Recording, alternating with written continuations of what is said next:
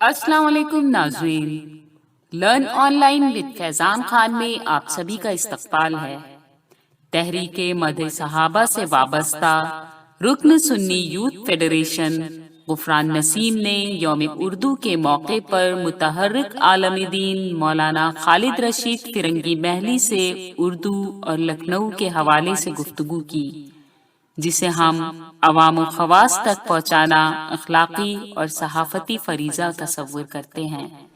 مولانا، آج عالمی یوم اردو منایا جا رہا ہے۔ علامہ اقبال جو کہ شاعر مشرق کے نام سے مشہور ہیں اور سارے جہاں سے اچھا ہندوستان ہمارا کے خالق ہیں، ان کا یوم پیدائش ہے، اس کو پوری دنیا یوم اردو کے طور پہ منا رہی ہے۔ اور ایک خوشائن خبر ہے کہ اسلامک سینٹر میں بھی آج اس کا اہتمام کیا گیا کہ یوم اردو کا جشن منایا جائے۔ واقعی یہ جشن کا موقع ہے، تو یہ جشن کس پیمانے پر اور کس انداز میں کیا جانا چاہیے؟ جو آپ کی پہل ہے، اس پہل کا پیغام کہاں تک پہنچے گا، اس کے سلسلے میں آپ کو بتایا جانا چاہیے۔ جو آپ نے بات فرمائی ہے کہ آج یوم اردو پوری دنیا میں منایا جا رہا ہے، اور اسی کے مناسبت سے ہم لوگوں نے اپنے اسلامک سینٹر آف انڈیا میں جشن اردو کے عنوان سے یہ آج کی تقریبات کا انعقاد کیا ہے، جس میں کہ پہلا سیشن اردو کانفرنس کے نام سے سویرے ہوا ہے، اور اردو کتب میلہ چل رہا ہے، جس کا مقصد یہ ہے کہ جو اردو کی اہم کتابیں ہیں ان کی نمائش لگائی جائے، جس سے کہ جو نوجوان ہیں، جو ینگ جنریشن ہیں، وہ کم سے کم آئے اور کتابوں کو دیکھے اور اس کو سمجھیں، اور جو ان کتابوں کو لکھنے والے ہیں، جو مصنفین حضرات ہیں، ان کے اندر بھی ایک یہ آپ کہہ سکتے ہیں کہ خود اعتمادی پیدا ہو کہ آج کے دور میں بھی ہماری کتابوں کا مطالعہ کرنے والے، ان کو پڑھنے والے لوگ موجود ہیں۔ اور دوسرا اہم مقصد یہ ہے کہ جو بھی علامہ اقبال کی خدمات رہی ہیں، اور اسی کے ساتھ ساتھ اردو کے جو خدمات ہیں خصوصاً اپنے ملک کے لیے، اس سے نئی نسل کو واقف کرایا جائے۔ اور اس سلسلے میں ابھی جو ایک سیشن ہوا، اس میں اردو کا جنگ آزادی میں کیا رول اور کردار رہا ہے، اس پر تفصیل سے روشنی ڈالی گئی، اور لوگوں کے سامنے اس بات کو ایک بار پھر سے اجاگر کیا گیا کہ اردو کا ملک کی آزادی میں بہت بنیادی رول رہا ہے۔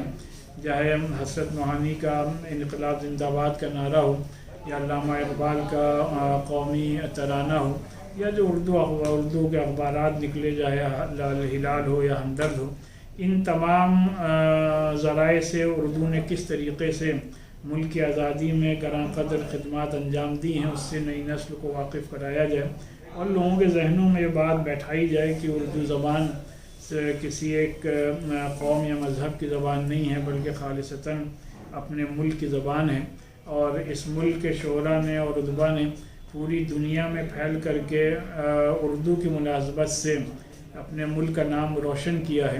اور آج بھی چاہے عرب دنیا ہو یا جو مغربی ممالک ہیں، وہاں بڑے پیمانے پہ جو مشاعرے ہوتے ہیں، اس میں کہیں نہ کہیں 90% جو شعراء اکرام ہوتے ہیں وہ اپنے ہی ملک سے ہوتے ہیں، گویا کہ وہ اپنے ملک کے سفیر اور ایمبیسڈر بن کر کے ملک کی نمائندگی دوسرے ممالک میں کرتے ہیں، جس سے کہ ایک بہت اچھا تاثر لوگوں کے ذہنوں میں اپنے ملک کے متعلق بھی پیدا ہو رہا ہے۔ لہٰذا ان تمام باتوں کو جب تک بار بار عوام کے سامنے نہیں لایا جائے گا تو لوگوں کی یادداشت چھوٹی ہوتی ہے، وہ بھول جایا کرتے ہیں۔ اس وجہ سے اس پروگرام کا انعقاد کیا گیا ہے۔ ہمارا لکھنؤ اردو کا مرکز رہا ہے۔ لکھنؤ کے حوالے سے اگر ہم بات کریں تو دلی اور حیدرآباد دو مرکز اور ہیں، وہاں اردو کی نشو و نما بہتر طریقے سے ہو رہی ہے، لکھنؤ پیچھے کیوں رہ رہا ہے؟ اس کی کیا وجہ سمجھتے ہیں؟ نہیں، ہم لکھنؤ کو کسی معاملے میں کبھی بھی پیچھے نہیں مانتے ہیں۔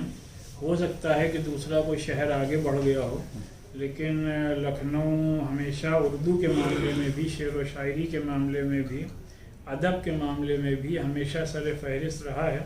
اور آپ اگر اردو کے اخبارات ہی دیکھ لیں تو یہ حقیقت ہے کہ حیدرآباد سے اردو کے اخبارات کئی نکل رہے ہیں، لیکن اپنا شہر لکھنؤ بھی اس سلسلے میں پیچھے نہیں ہے۔